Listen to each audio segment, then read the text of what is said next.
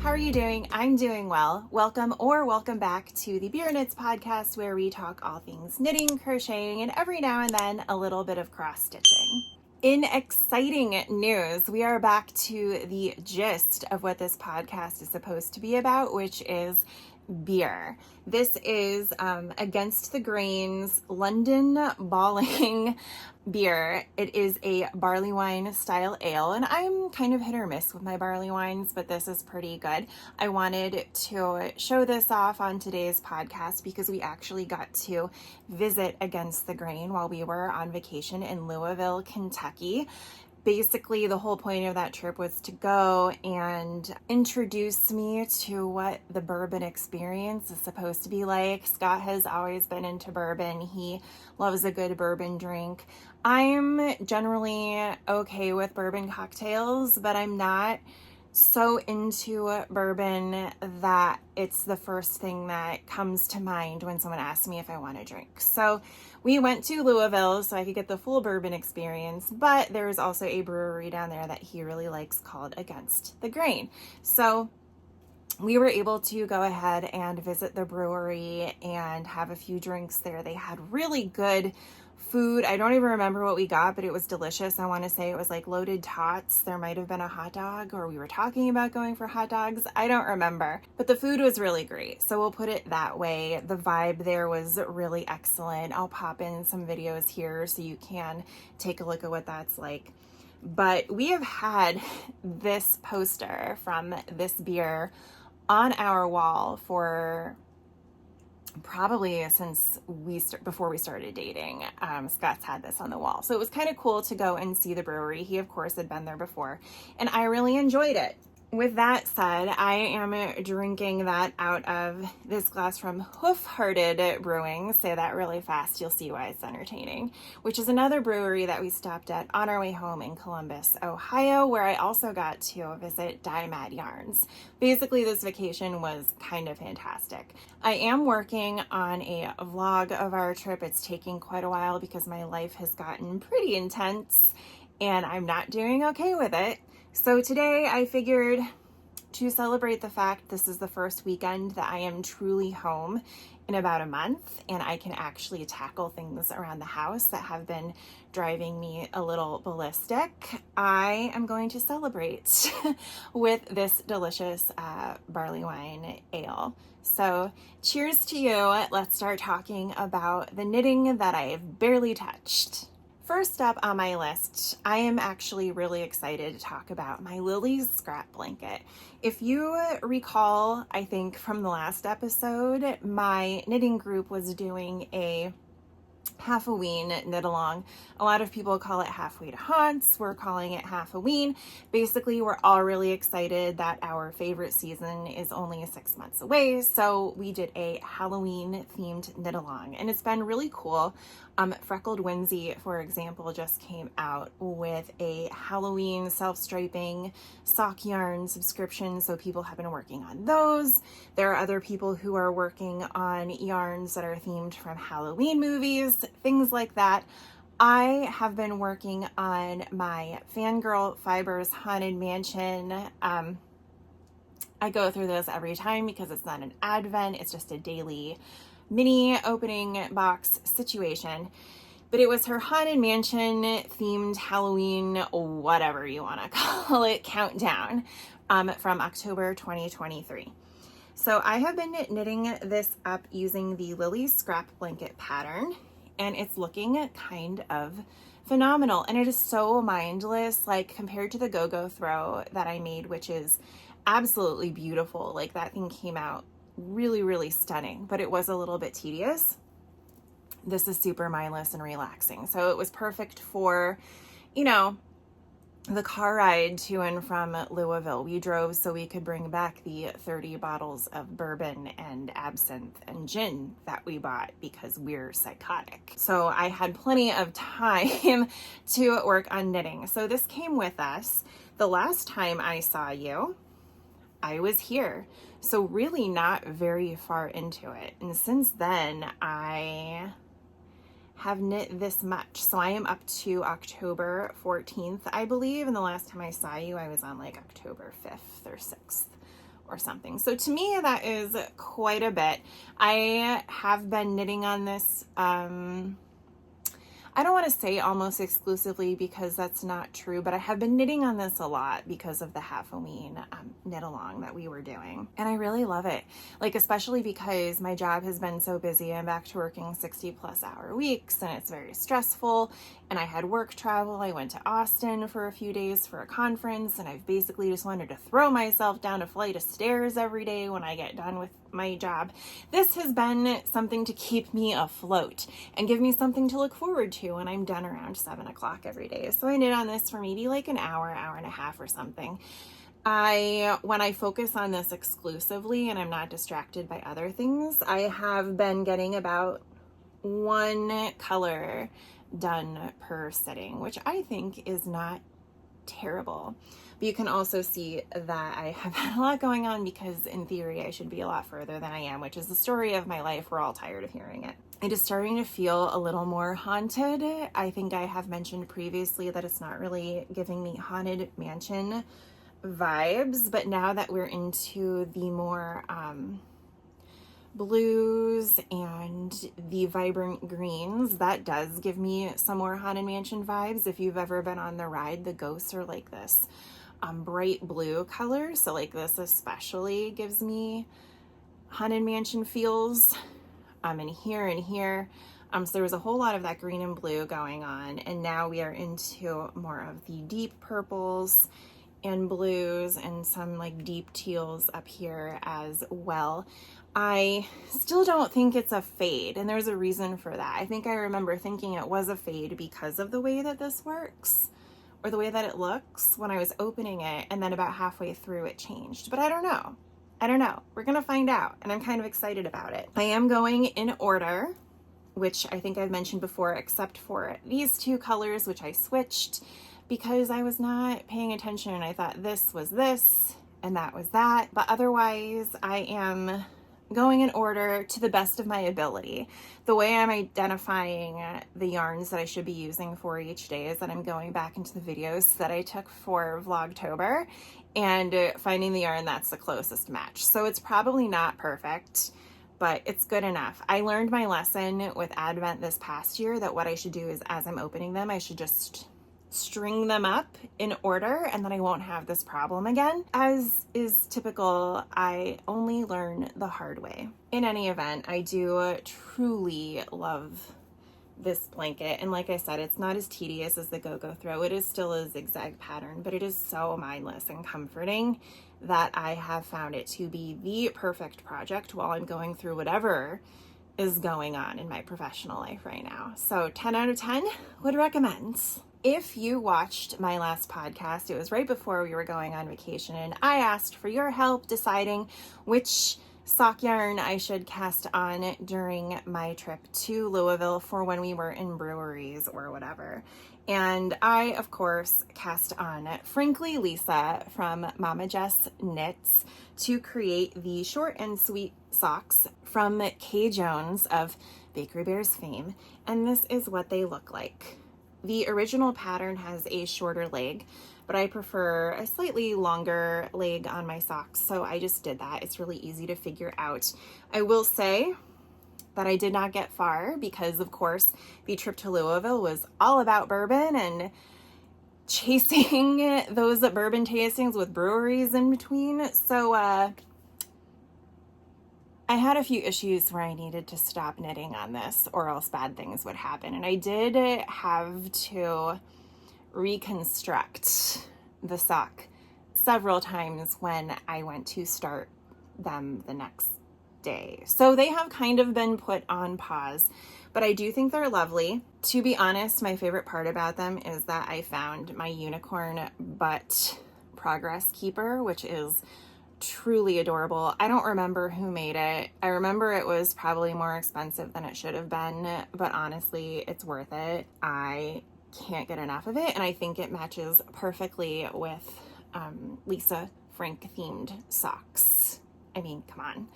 So this is the first time I'm looking at them in a while. So I have just finished turning the heel, and I'm now working on the gusset decreases. it would appear. Like I said, I haven't worked on this probably in about a week and a half, maybe 2. So this is where they are. I love them. I think they're phenomenal. I figure if I don't finish them this week, then I will finish them for summer sock camp, which is perfect because the theme for summer sock camp this year is the 90s, and nothing screams the 90s like Lisa Frank's Rainbow Gulag.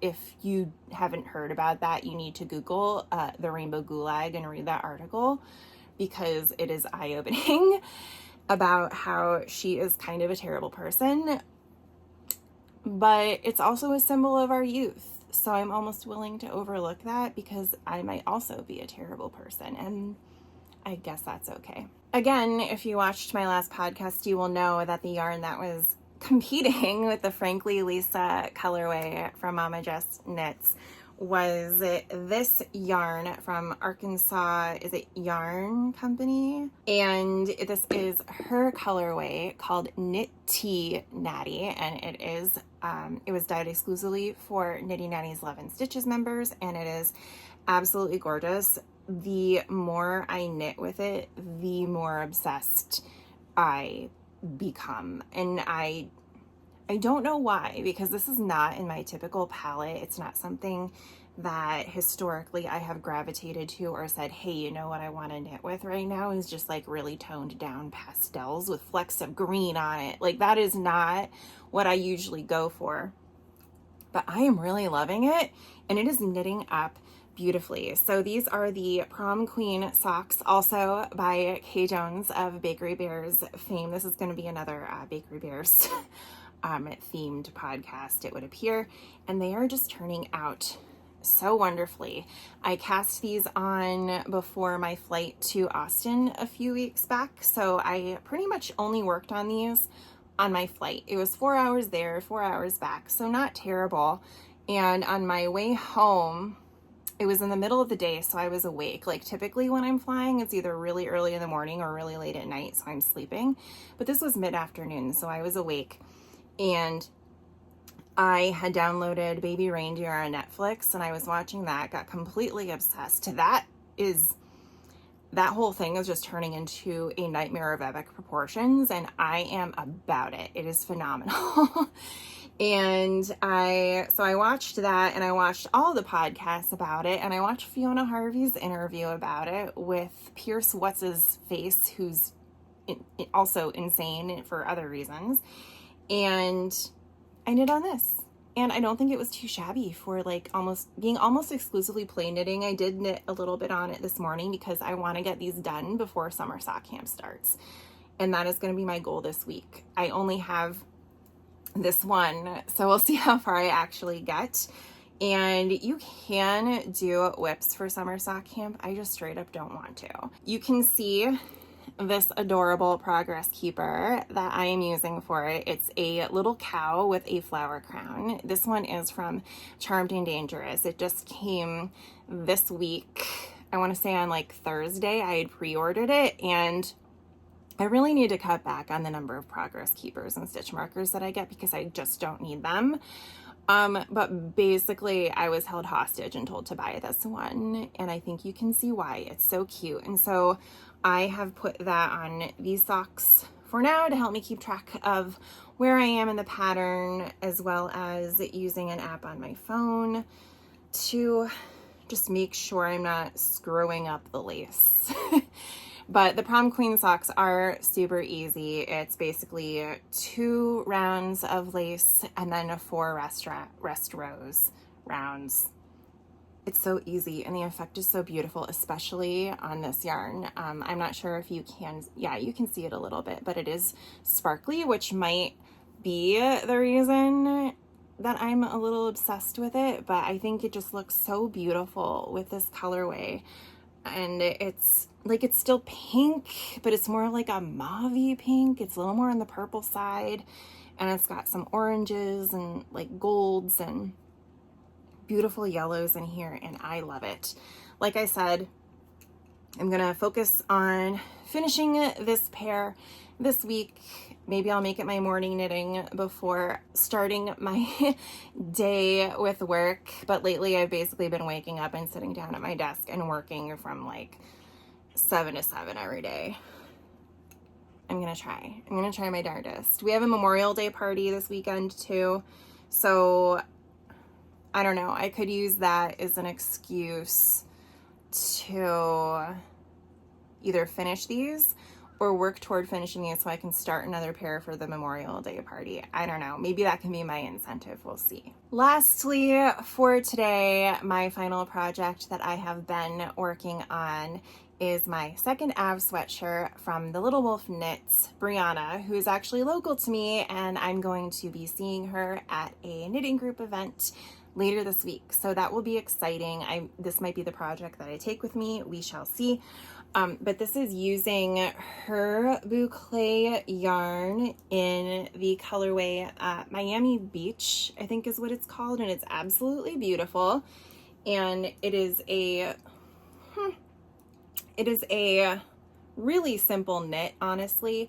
It was perfect for working on in the car on our way down to Louisville. I did a lot of knitting on this, as you can tell. My one complaint is the pooling. You can definitely tell where I wasn't doing helical knitting or where I switched to helical knitting once I joined it in the round. So basically, you make the top two pieces in panels, and then once you are done with the holes, and this doesn't really give anything away, this is like basic sweater construction, it's fine, I think. So once you're done with the armholes, then you join it in the round. And I just went to town because the top was fine, and I very naively thought it would continue to be fine. It was not fine. We started to get this spiral situation down here, and after a few rounds, I quickly noticed that it was doing that, and so I switched to helical knitting after that, which you can tell here it looks a lot better. There is not nearly as much pooling. It looks more evenly distributed. The striping / pooling is a little bit tighter than what's going on up here, but I'm gonna pretend that it's a design feature, and I totally meant to do it that way, and we're just gonna run with it. The sweater is a little designed to be a little short, like a little more cropped. I have a very long torso because I am tall. I have long legs and a long torso and childbearing hips. So I need everything to be longer than is designed. So these days when I knit sweaters, I always buy more yarn than necessary because I'm always adding on like an extra even 4 inches to what the pattern calls for. And that's basically what I have done here. I think it needs still another like 2 to 3 inches before I'm happy with it, and then start on the band at the bottom, the ribbing at the bottom. That color is going to be like this aqua in her Brianna's DK weight yarn, and it's also really beautiful. I haven't worked with it before, but it looks lovely. And this is the project that has made me obsessed with boucle yarn. I have been resisting, like purposely resisting getting into boucle yarn because I remember a time in my knitting / crocheting career when it was really popular and all of the yarn and the projects you can make with it were really tacky. We were all really excited about them, like don't get me wrong, like we made it all. We made all of those projects, and looking back I'm just like, wow, those were really tacky, and I never want to work with it again because I could not see a project made with boucle that was not tacky. This isn't tacky. This is luxurious, and it's going to feel so nice on me. Not now because we're in summer and it's like 100 degrees on the days it's not raining, but come the fall, I think this is going to be a nice, just relaxing sweatshirt to put on and enjoy. And you can wear it around the house, you can wear it when you go out, and we're going to pretend that this pooling situation doesn't exist because otherwise I'll never wear it. And generally I'm really pleased with it. So I can't wait to keep working on it, but then also finish it. there's still a ways to go. Obviously, I still need to make the sleeves and the whole shebang. But yeah, I haven't decided if this is the project that I'll be taking with me when our knitting group hangs out on Wednesday, or if I'm going to take the socks. We'll see. We'll see how I'm feeling that day. We'll see how burned out my brain is when I'm done with work. And as long as they don't try to put another 7 p.m. meeting on my calendar, then things should go swimmingly. Yeah, I think that is it for projects. I feel like it's kind of light, but then I remember that I also haven't really been home to work on anything. So I haven't been finishing anything, which means I also haven't been starting anything. And so I just have these whips that are languishing on my needles, and I'm going to try to focus on them this weekend. Like I said, we have a Memorial Day party next weekend, so there's a ton of cleaning to do since we've barely been home this past month, really. So we have a ton of cleaning to do before we have people over. So this weekend, that's namely been my focus other than recording this podcast. So when I'm done here, aside from editing, I'm pretty much just going to binge watch Bridgerton and knit in between cleaning and decorating sprees. I bought a bunch of America decorations for the house, and Scott's like, I don't want to be the America house. And I'm like, they're really cute though, so it's going to be fine. I think that's kind of it for this weekend, like recording a podcast, cleaning, and watching Bridgerton, which sounds kind of amazing. Like, we've been going for a month, and there hasn't been any reprieve between work and family obligations and just stuff that we have needed to do.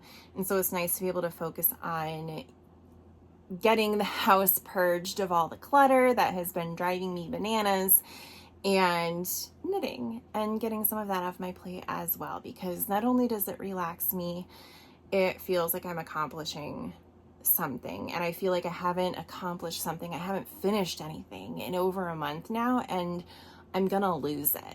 Other than that, I haven't really been reading. I've still been listening to my audiobooks though, and I did finish the Great Witches Baking Show, or the first book in the Great Witches Baking Show series. I did finish that as part of the Half-a-Ween knit along that my knitting group is doing. So I finished that, and I started the second one. I think in my last podcast I mentioned that the narrator is a little grating on your nerves, but either she's gotten better or I've gotten used to it, and it's not as bad in the second book. So I've been blowing full steam ahead into that. As I was getting ready today, I got through like 45 minutes now, and the plot thickens.